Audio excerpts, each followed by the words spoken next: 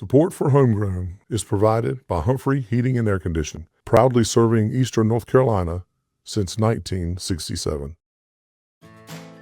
They grew up on our fields, on our courts, in our towns. And now they've taken that hometown pride to the college stage.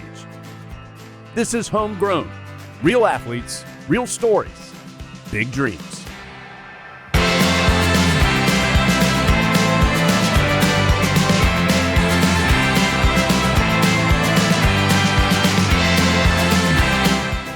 Welcome to Homegrown.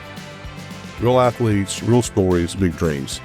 I'm your host, Steve Goodson, and this is a show where we spotlight hometown athletes who carry the spirit of their community wherever they go.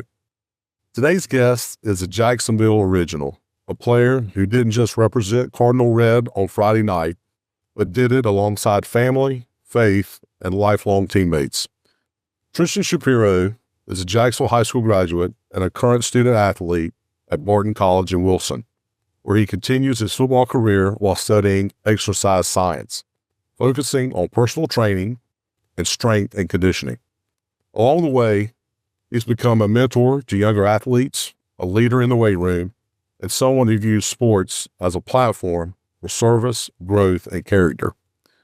From sharing the field with his younger brother in high school, to signing with lifelong teammates to go to Barton, to building a purpose-driven path beyond football, Tristan's story is the definition of homegrown. So let's get into it. Tristan, thank you for joining me today, man. Very nice. All right, first question. Just take us back to the beginning. Growing up in Jacksonville, what did football mean to you early on in life? Well, that's funny. Actually, football started for me in Vineland, New Jersey, where I grew up. Okay. Yeah, so life started in Vineland, New Jersey. Moved to North Carolina when I was 6 years old. And so I grew up watching football, Ohio State, Eagles. Dad used to work for the Eagles, so we would always have it on Sundays. Yeah. Ohio State would usually play on Saturdays. And when we came here, I played my first football game at 6 years old. It was fun. Was it? Yeah. You love the feeling, man? The freedom just to be able to do stuff without repercussions. It was actually free. Hit people, tackle people, run. It was freeing. And then the older I got, just the more I fell in love with the sport. That's great. So I did not know.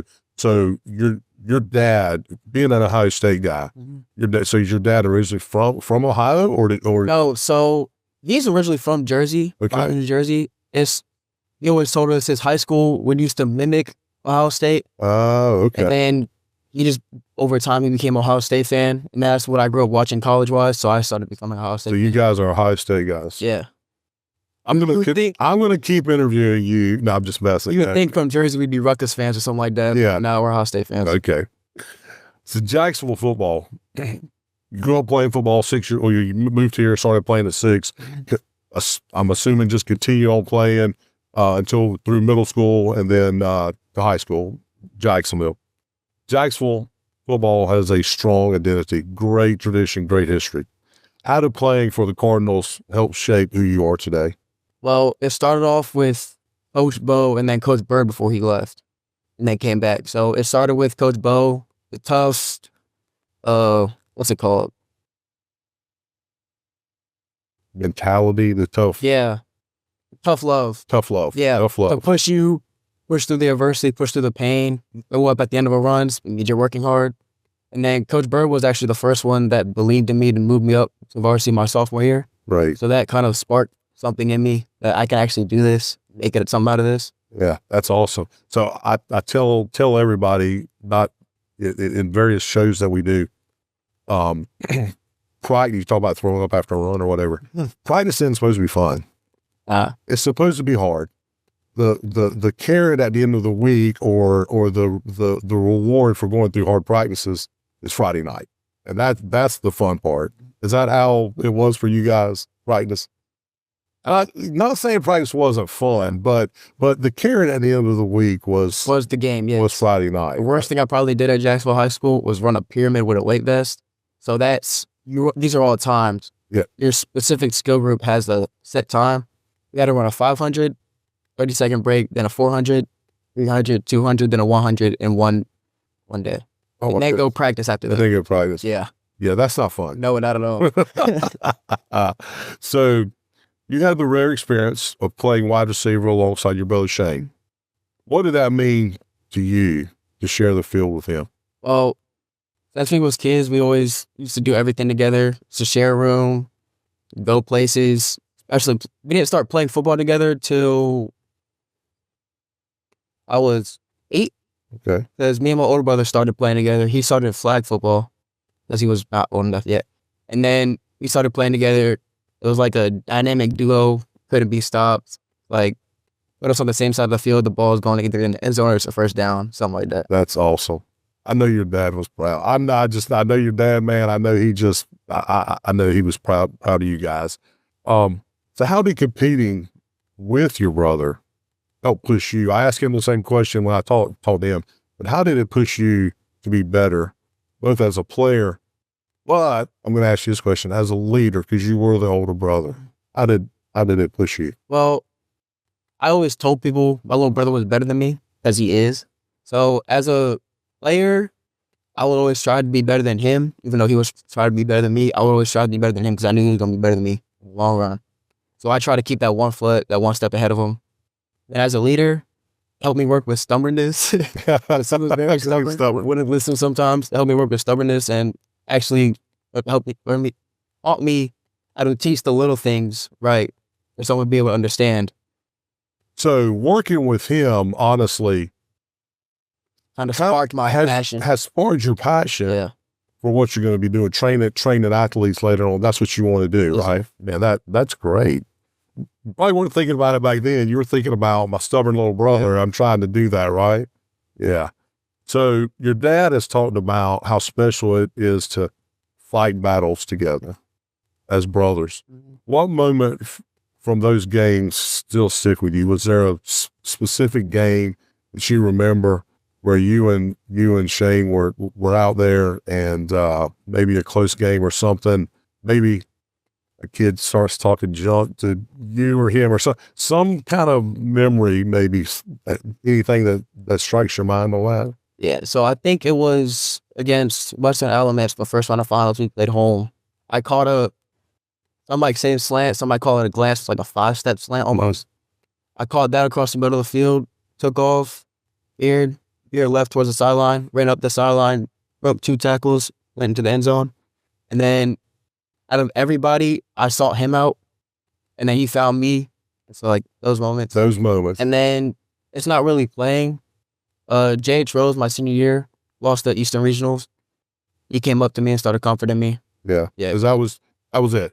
Your last high school game. And I did the same for him his last game. Yeah. That's a tough one, man. When you know that last high school game, that's a tough one. So your senior, I think it was your senior year, you emerged as one of the area's top wide receivers. And I guess that's when you talked about Coach Bird having faith in you and seeing in you. What clicked for you during that stretch during that year? So it was really my junior year. Okay, your junior year. It was my senior year I had that. My junior year made everything click. Okay. So what happened was, start of the season, played receiver, but never really got the ball thrown to me. Because I was there mainly to block and with a running back. And then I started playing both sides, DB and receiver.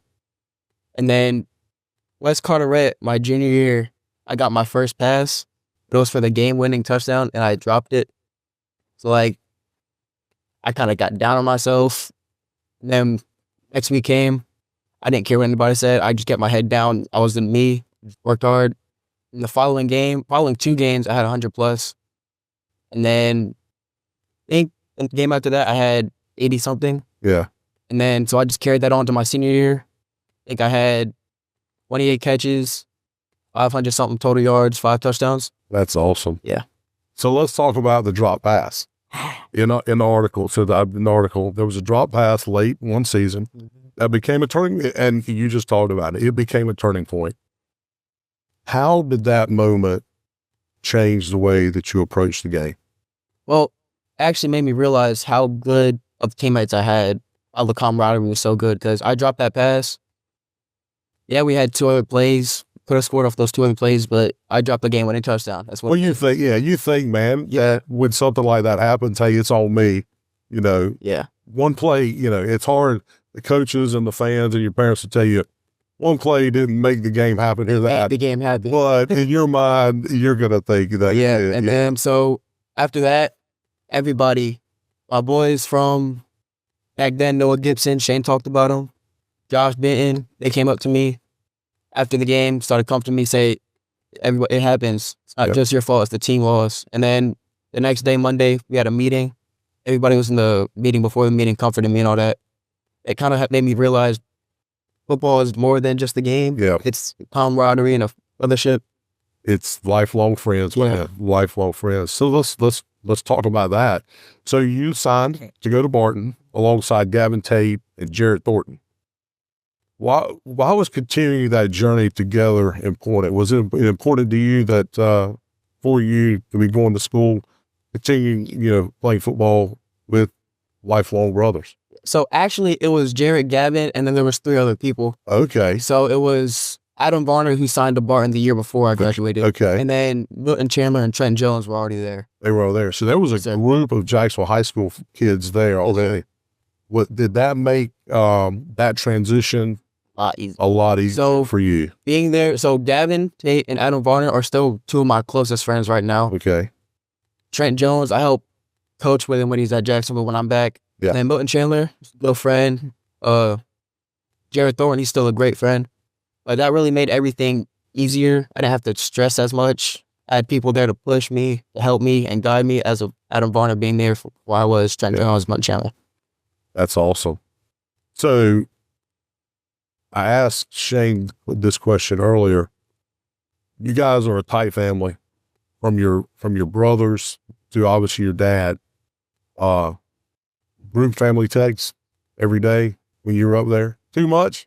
Not even group families, personal. Personal. He texted me during practice. I didn't get a chance to respond. It was during practice, like the last 30 minutes. And then my mom doesn't even really reach out that much because she knows we need her time. Yeah. My father will call me as soon as I text him back. But I don't mind. It's just, let me get a chance to take a shower and all that, relax before you call me. Yeah. Look, I'm going to tell you as a dad, man, and you'll be the same way when you have kids if they play sports. You just want your kids to succeed in life. You want them to have fun, and you're starting to get a little bit older, and your dad's living life through you. He's living the football. He's living that football deal through you. He cares so much about you and your brothers. He was just wanting. He was excited. He wanted to know how things were going. So he loves football too. Anyway. Oh yeah. So on the field, how would you describe your playing style as a wide receiver? Physical aspect, I say I'm a possession physical receiver. I'm not really catch the ball, get downfield, go score. I'm more of a catch the ball in space, in traffic, and then get the first down if needed. Yeah. And then also mentally.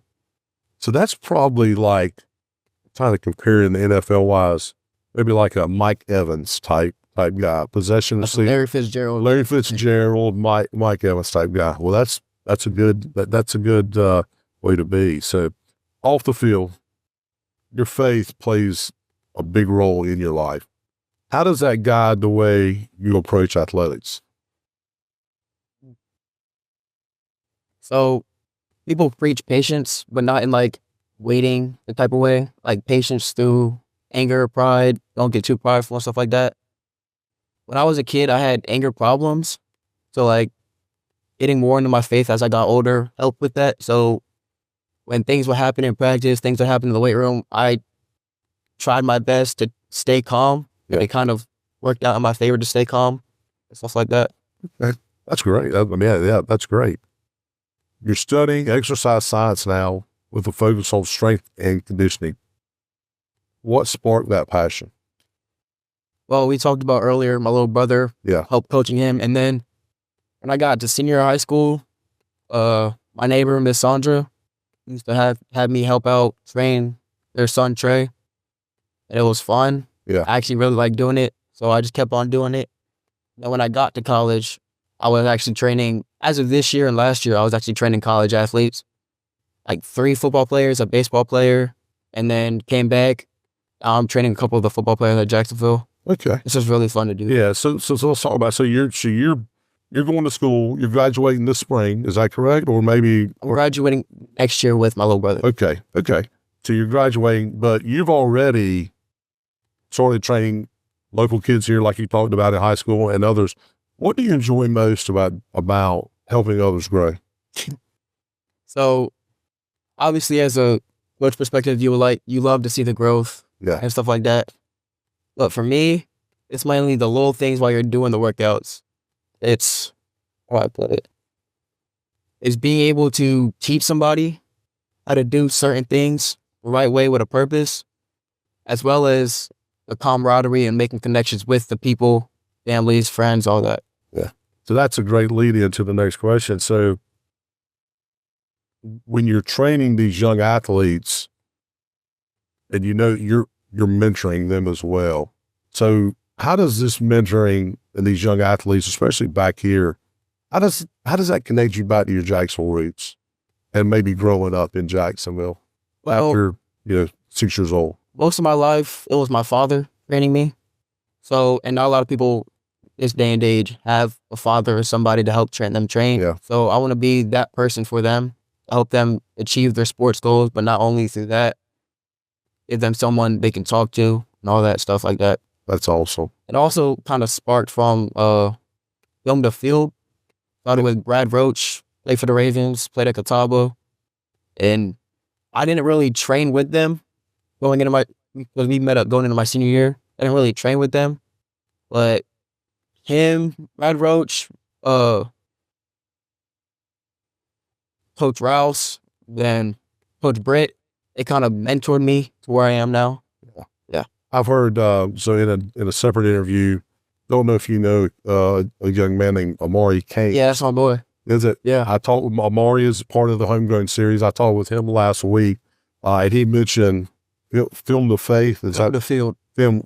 Okay. He mentioned that, and he mentioned Mr. Roach. So very impactful aspect. Okay. What lessons from high school football still show up in your daily routine today at Barton? Well, shame, but you got to get down and dirty sometimes. Sometimes you got to do what you don't want to do just to prosper in what you want to do. Yeah, it's life. It's not always fun, man. Nah, sometimes I don't even want to get up to do things, but I make it a mission because I set my goals where I want to be. So I make it my mission to get up, do what I need to do. That's great. So when you look back on your time at Jacksonville High School, what are you most proud of? The brothers I had, playing with my little brother, obviously. And being able to play the sport I love. I didn't really mention this earlier. My senior year, pretty sure it was my senior year, my close cousin passed away. Wow. So we used to share a birthday and all that. So I played my senior year till now for him.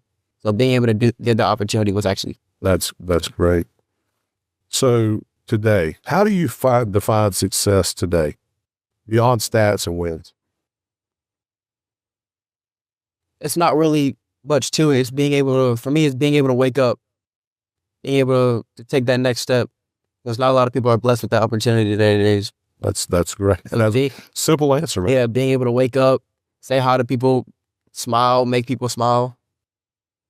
Yeah. Yeah. Simple answer. Not all about money and all that. No, that's exactly right. So I've got one more closing question, but I've got the rapid fire for you.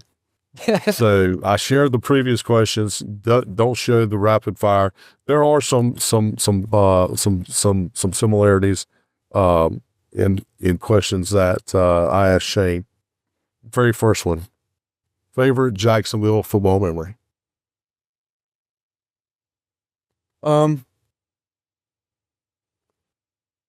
Senior night. Senior night. Yeah, being able to be on the field one last time with my friends, my brothers, really just a moment that not a lot of people, That's right. opportunity to have. What's your go-to route to run? There's three, so it's either a post, Okay. comeback, or a curl. Okay. One teammate, and it could be at Jacksonville High School or Barton. One teammate you trusted the most on the field. It'd be cliche to see my little brother, so I ain't gonna do that. But my good friend, I like to think of almost like a mentor as well, Cameron Johnson.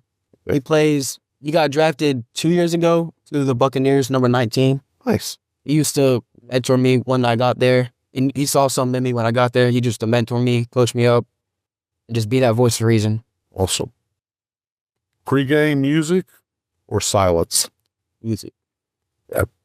Weight room or film room? That's a tough one. Big weight room guy. Big weight room guy, yeah. One word your brother Shane would use to describe you. I'm not going to say hardworking. I'm just going to say passionate. All right. One word you would use to describe Shane.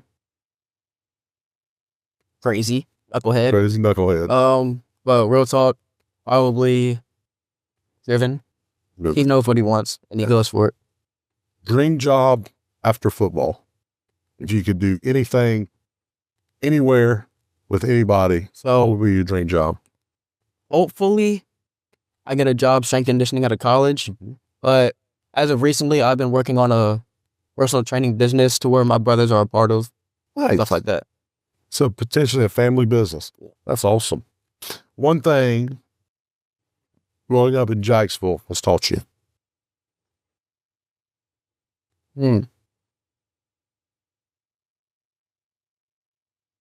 Military town, but people need people. Community is everything to me. That's great. Closing question. This is a rapid fire. So Tristan, from Jacksonville Fields to Barton College, from playing beside your brother to building a future rooted in faith and service, what does being homegrown mean to you? Giving back to my community in any way possible I can. If that's through training, through outreach, just through being a voice of reason to certain people that don't have one. That's awesome. Hey, buddy, thank you, man. That was amazing. The Tristan Shapiro story is about more than football. It's about brotherhood. It's about belief and building something bigger than yourself. From Friday nights in Jacksonville to Saturdays at Barton, he carried his roots with him, not just in how he plays, but how he leads, mentors, and serves others. And that's what Homegrown is all about. I'm Steve Goodson. Thanks for listening to Homegrown, real athletes, real stories, and big dreams. And remember, no matter how far you go, you're always homegrown.